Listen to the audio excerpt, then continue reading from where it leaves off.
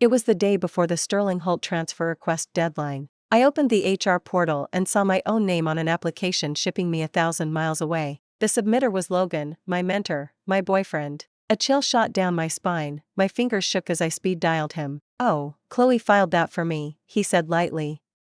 "She thought it would be funny. Just go in and withdraw it yourself." Chloe, the intern who'd insistently claimed Logan as her mentor daddy. I held the phone in silence for a full minute. So the career I'd hustled to build for 5 years was nothing more than somebody's prank. I didn't argue.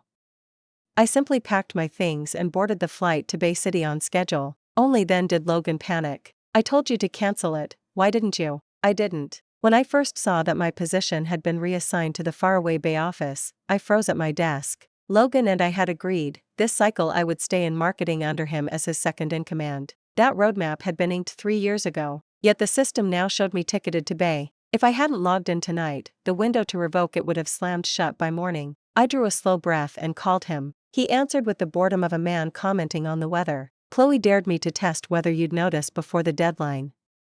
"No big deal, just cancel it." His tone stayed breezy. I gripped the phone, voice husky. "So this is a small thing to you?" "There you go, overthinking again." Impatience cracked through his words. "Reverse it and we're done. Chloe's just playful, she was joking around with you." I stared at the notification until my throat dried. If I hadn't caught it, she'd have yanked me across the country. "She misused system privileges, I can file a complaint." Logan's voice iced over. "Ivy, you're becoming impossible. It's a joke, and you want to report her? When will you cut her some slack?" He kept ramping up. "I've told you, she's a new grad, zero support network.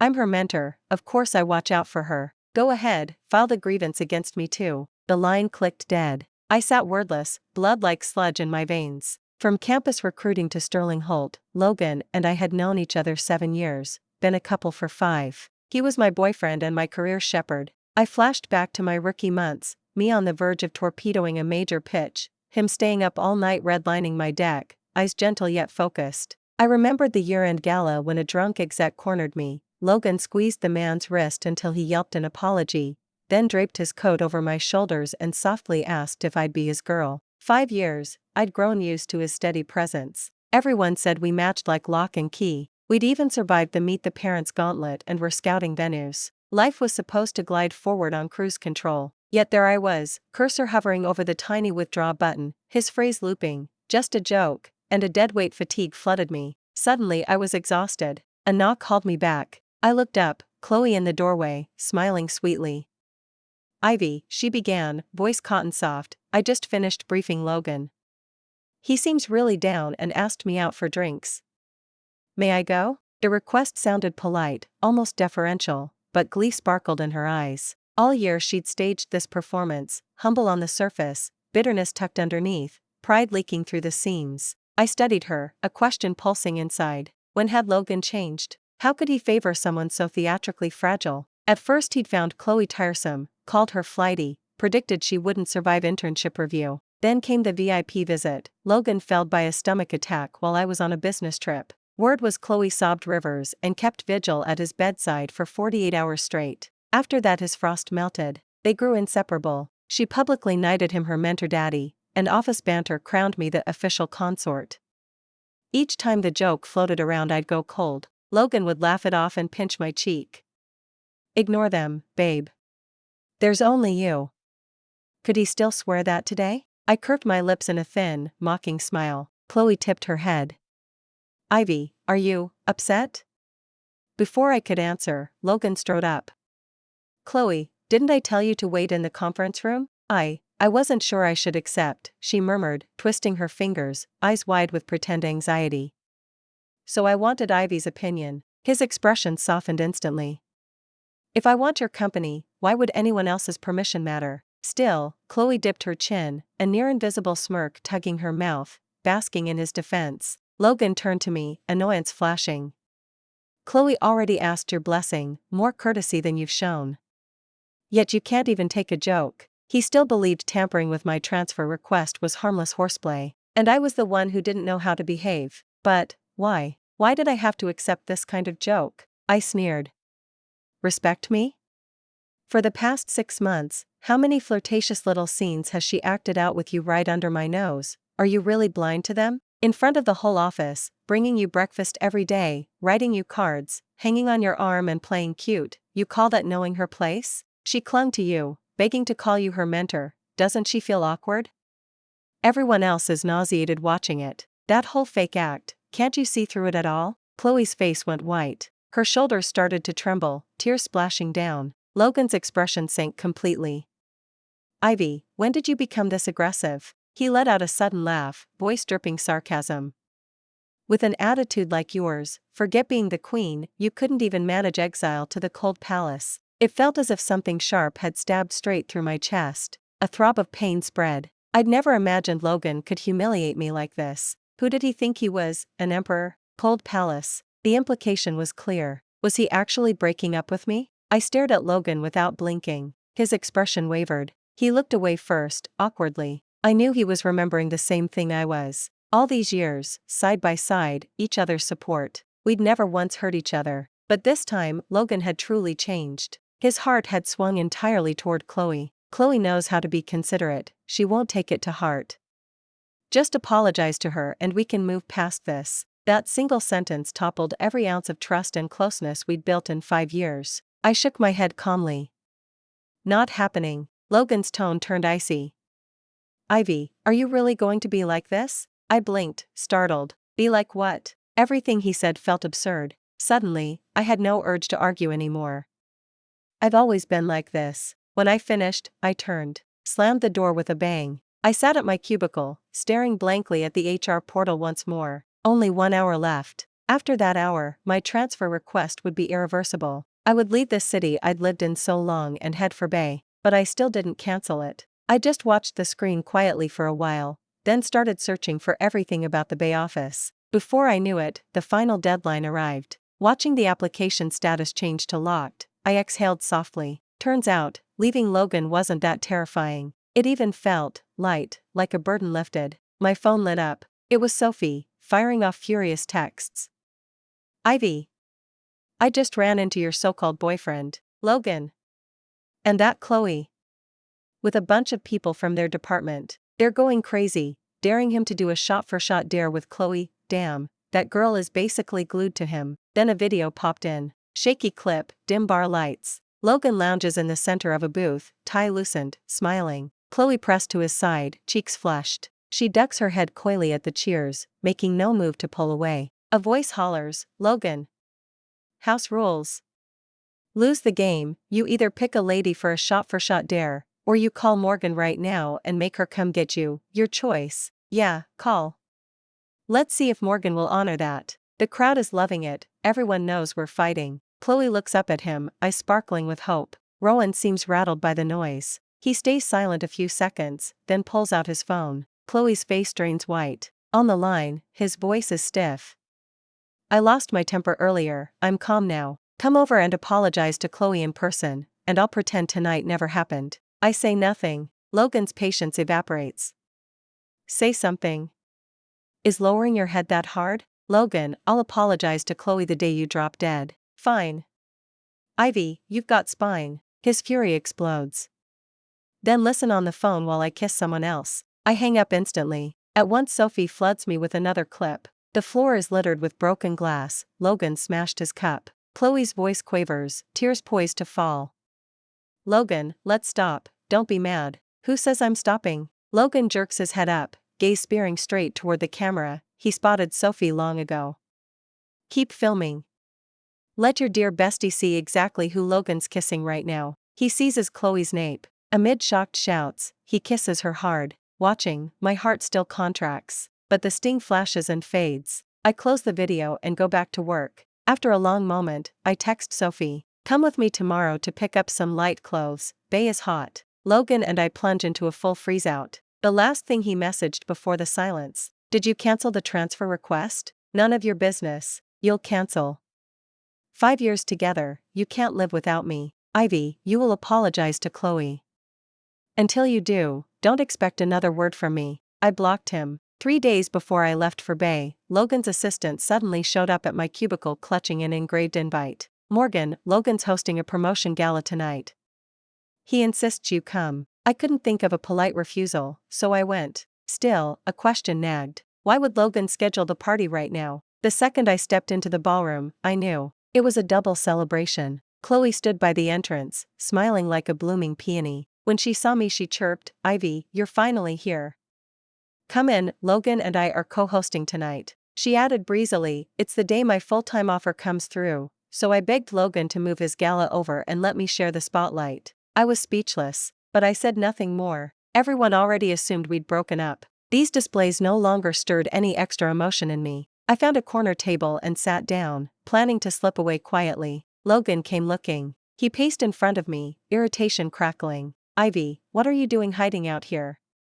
Move to the main table." I declined. He inhaled sharply, anger barely leashed. "You've had me blocked for 10 days, still not over it? You're going to embarrass me here?" I answered with silence. He all but growled through clenched teeth. "You always sat beside me at every banquet. Over something petty, you're making this scene?" His raised voice drew glances. A few colleagues hurried over to smooth things out, half cajoling, half tugging, until I was parked at the head table. Logan's face eased a fraction. The seat beside him was pointedly empty. Soon Chloe glided up, radiant. "Ivy's here." Her eyes curved with delight. "Perfect, Logan and I were just planning the department's weekend hike. Logan says he'll take me. Ivy, you should come too." My fingers stilled on my glass. I remembered how, not long ago, Logan had sworn the instant the project wrapped he would haul me up a mountain to watch sunrise, and propose in that special spot. His ears had flushed, his voice had carried a rare tremor of gravity. Now my heart still lurched, only from a wave of nausea rising in my stomach. I recalled the video from that night at the bar, Chloe and him wrapped together, mouths locked. "You two go ahead," I said. "I'm buried in handover work, no time." I lifted my wine, gaze calm as glass. Chloe's eyes sparked, her grin stretching ear to ear. Logan's expression darkened. Under the table his hand clamped around my wrist. After the banquet I stepped out of the restroom and found Logan blocking the corridor. "Ivy, what the hell was that tonight?" "Nothing, really. How long are you going to keep this up?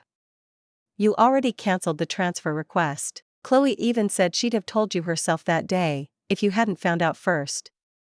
Either way she would have reminded you." "Really?" I didn't buy it. Chloe was brimming with poison, she'd never have warned me, but I had no desire to trade another sentence with Logan. I answered flatly, "Then I really owe her thanks." "Stop the sarcasm," he snapped.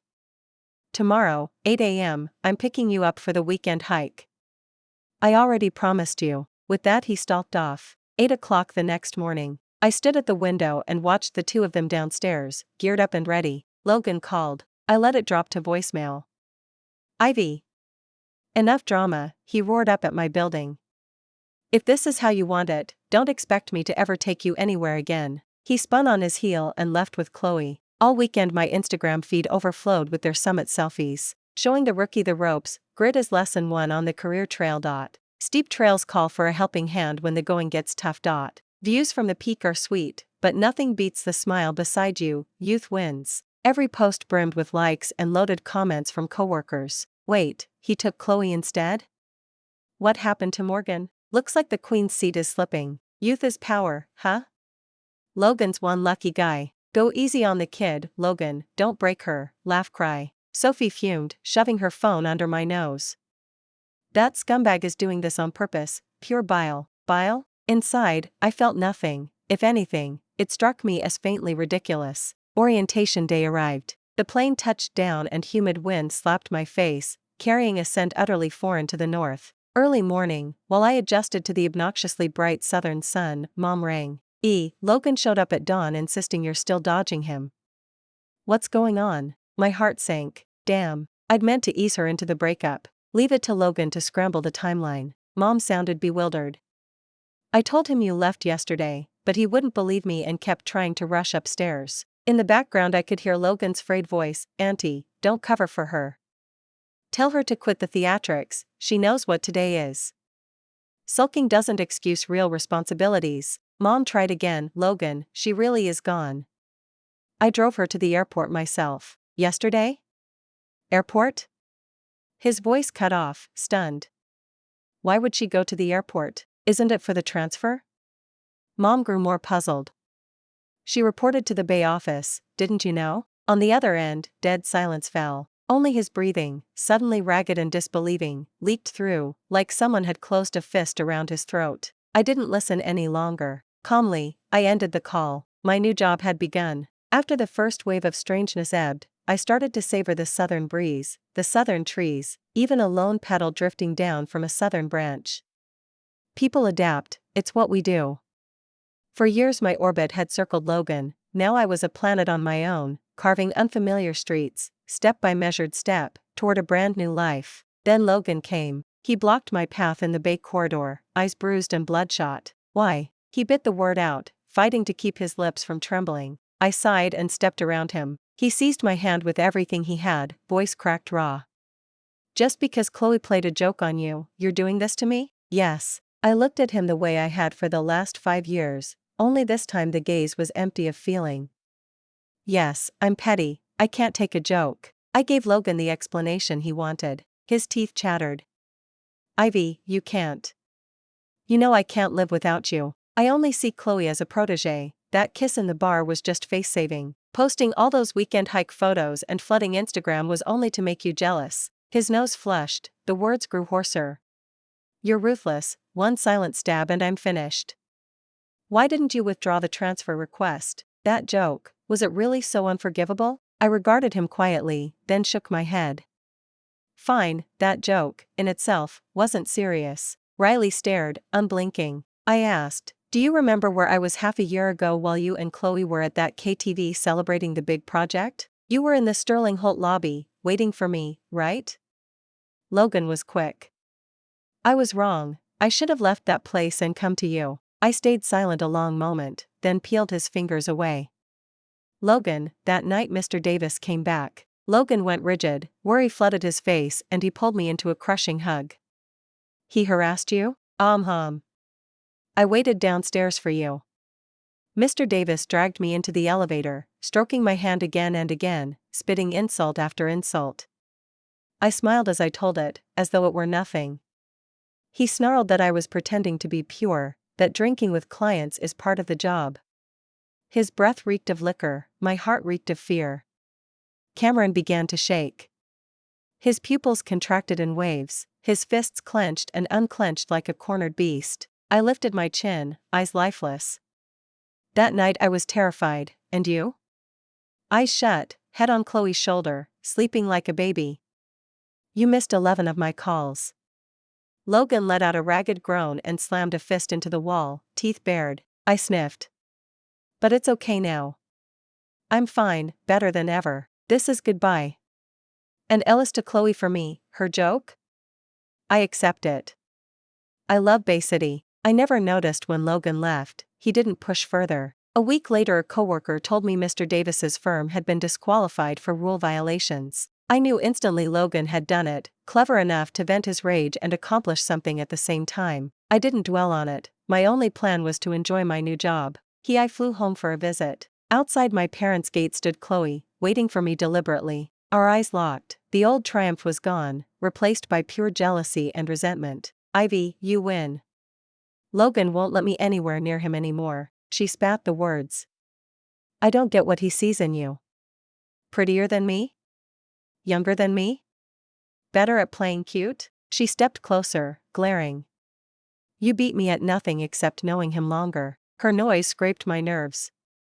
Blah blah, whatever.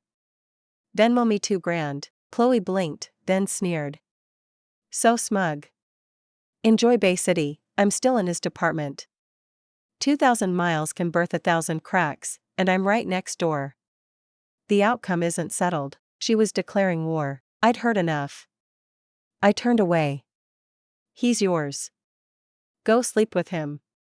I'll even cover the hotel. Chloe froze again. From the shadows of the corner a gaunt figure appeared, Logan, stubbled, eyes dull, nothing left of the polished VP. I stopped, looking at him calmly. Chloe panicked, smoothing her hair, forcing a smile. Logan, you're here too? I was just passing. Get lost. Logan's voice was low, coiled. Tears spilled down Chloe's cheeks as she hugged him. I'm sorry, I shouldn't have come to Ivy, but I can't help it. Why am I not good enough? I said get lost. She left, broken. Logan kept his gaze on me. Minutes passed before he could speak. I started toward the gate, then he found his voice. Ivy, I'm quitting. I'll find a job in Bay City. I'm going to win you back. I said nothing. He managed a brittle smile. I know I screwed up. Let me make amends. Wait for me in Bay City, I'll come. The vow sounded heartfelt, almost an oath. I didn't need vows. Still I stayed silent. He grew frantic. Ivy, give me one more chance. I can't lose you. I'll move. We'll start over, please? No. I felt no flicker of expectation. Once, every day had ended with me dreaming of a home and a shared future with Logan. Now my only wish was for him to stop bothering me. Jordan I let out the softest sigh. Logan, do you honestly think this changes anything? He swayed, all his other words crumbling before they reached the air. At last he swayed, then vanished into the darkness of the night. I went home, gave Mom her gift, and slept a beautiful, comfortable sleep. When Quinn ended I flew back to Bay. Mom didn't want to let me go. I only said, 3 years at most, and I'll be back. Mom said, whatever you decide, I'll support you, as long as you're happy. Jordan, I threw myself into work again. I'm naturally a little lazy, never had big ambitions growing up, and once I started working, Logan was always there to lead, so I never learned to steer my own wheel. Now that I was on my own, a real ambition flared up in me. General manager of the Bay office had to be mine. 2 years later I was promoted, exactly as planned, and began climbing toward the next rung. I flew home several times but rarely ran into Logan. Sophie told me he'd scrapped his resignation. He was still at Sterling Holt headquarters, working like his life depended on it, deaf to the outside world. Rotten romances bloomed everywhere. Handsome face plus corner office title will do that. As for Chloe, she kept throwing herself at Logan until she became the company joke. After one too many outrageous stunts, HR fired her. Lesson: the office isn't a dating pool, stay professional. I never dated again, I couldn't muster the slightest spark. In the hush of night I sometimes remembered that moment 5 years ago, his profile intent as he handed me a latte, but I'd smile and let it dissolve. Another 2 years passed, and I rotated back to headquarters as an executive, a true leap in my career. All those years of wind, frost, rain, and dew had turned into rich soil feeding a woman's growth in the corporate jungle. I was utterly remade. When I stepped off the elevator, colleagues didn't recognize me, they greeted me nervously. Avery. I smiled. Dylan? I liked the sound of that. Call me Ivy, I answered calmly. In the first senior staff meeting I spotted Logan. He looked older, weathered, but still stood tall. Our eyes met, he froze a beat, then showed a complicated smile. After the meeting he waited outside the conference room. Ivy, congratulations, he said, sincere and a little wistful. I tipped my head. Ellis, we walked the corridor side by side, like years ago, yet nothing like it at all. I've been waiting for you to come back, Logan murmured. Not a single day passes that I don't regret. I stopped and looked at him. Logan, it's over. It's not. His voice jumped. I tried. I really tried. Ivy, can we start over? Seeing the pain and hope wrestle in his eyes, I felt only release. Logan, do you know how I got this far? He shook his head. Because of that prank, I smiled. I'm grateful to Chloe, grateful for that joke. It shoved me out of my comfort zone and showed me I can thrive on my own. Love isn't the whole of life, work is. You taught me that, remember? Logan stood rooted, 100 emotions flickering across his face. Finally he gave a rueful nod. Yes, I taught you. I just never imagined you'd learn it so well. 3 months later headquarters threw its annual gala. As one of the new VPs, I had to speak. The ballroom was packed, familiar faces peppered the crowd, Logan among them. When I finished, thunderous applause rolled through the hall. I thanked them, gaze sweeping the room, then locking on a young woman in the back row, eyes shining with the same worship I once wore. During dinner she mustered her courage. Morgan, I'm a new intern, may I ask you something? I smiled. Of course. What's the biggest challenge for women in the workplace? I glanced toward Logan, chatting nearby. The biggest challenge is, don't let your life revolve around a man. She nodded, half understanding. Logan felt my gaze, turned, and started toward us, then his phone rang. He answered, face draining, and rushed out. Next morning I learned the call had come from the hospital. Chloe had attempted suicide. Word was she'd spiraled for years, kept begging Logan for help, he'd refused every time. A week later Logan's resignation, CC'd to me, landed in my inbox. He was leaving to launch a startup down south. Before departing, he stopped by my office. "I'm going," he said evenly. "To Shenzhen." I lifted a brow. "Why the sudden resignation?" "That call made me see things clearly," he said with a bitter smile. "I thought I owed you, but I also owe Chloe. She ended up like this, partly my fault. I can't owe in the same way anymore." He met my eyes, clear and steady. "Ivy, you taught me something vital. Everyone has to own their choices. I'll deal with Chloe the right way. Wish you the best," I said. At the door he turned. "Ivy, one last time, could we?" "Logan," I broke in gently, "remember what you once told me? The worst thing in life is looking back." He stilled, then smiled, truly smiled, and let go. "Yeah. I said that." He walked away. I moved to the window and watched his car glide out of the Sterling Holt gates, shrinking into the distance. My phone buzzed, kickoff meeting for a new project. I tucked my notebook under my arm and headed to the conference room. Outside, the sun was shining just right. Thanks for listening to today's story. On a scale of 1 to 10, how would you rate it? If you liked this video, please give it a thumbs up and share it with friends. We'd love to hear your thoughts in the comments, and don't forget to subscribe for more amazing stories. See you next time.